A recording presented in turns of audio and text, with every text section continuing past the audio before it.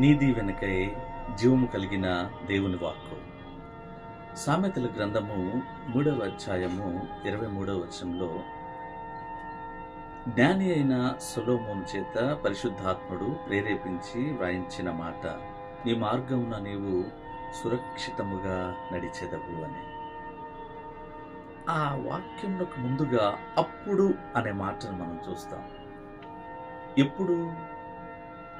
జ్ఞానము నీకు జీవముగా ఉన్నప్పుడు, వివేచన ఆత్మ నీ మెడకు అలంకార భూషణముగా ఉన్నప్పుడు, నీ మార్గమును నీవు సురక్షితముగా నడుస్తావని ప్రభు లేఖనాల ద్వారా సెలవిస్తున్నాడు.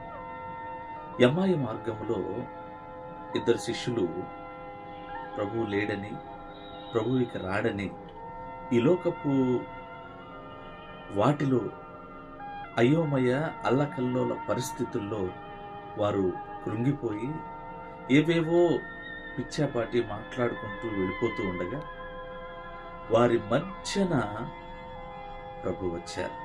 అక్కడ వారి మధ్యన నేను నడిచి తిని అన్న మాటను మనం చదువుతాం.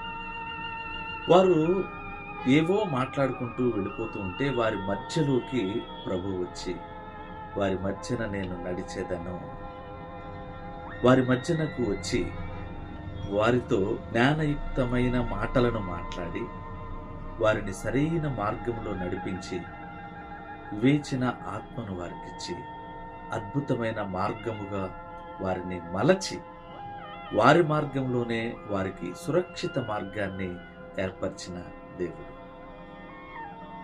మరి ఈ పరిస్థితిలో, ఈ సమయంలో నువ్వు ఎలాంటి మార్గంలో నడుస్తున్నావు? నీ మార్గంలో నీకు క్షేమం లేదా? నీ మార్గంలో నీకు రక్షణ లేదా?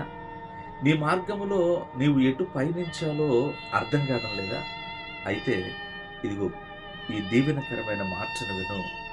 ప్రభు నీ మధ్యలో ఉండాలి, ప్రభు నీ కుటుంబం మధ్యలో ఉండాలి, ఈ లోకమునకు నీకు మధ్యలో ప్రభు ఉండాలి. నీ కష్టానికి నీకు మధ్యలో ప్రభు సహాయకుడిగా ఉండాలి. నీకొచ్చిన శ్రమకు నీకు మధ్యలో ప్రభు నడిస్తే అద్భుతమైన మార్గములో నిన్ను నడిపిస్తాడు. నా మార్గం ఏంటయ్యా, ఎలా అయిపోతుంది అని బాధపడుతున్న ప్రతి సహోదరుడా, నీతోనే ప్రభు మాట్లాడుతున్నాడు. నీ మార్గములో నిన్ను సురక్షితముగా నడిపిస్తాడు. ఈ దీవెన ద్వారా దేవుడు నిశ్చయముగా నిన్ను క్షేమకరమైన మార్గంలో నడిపించబోతున్నాడు. God bless you.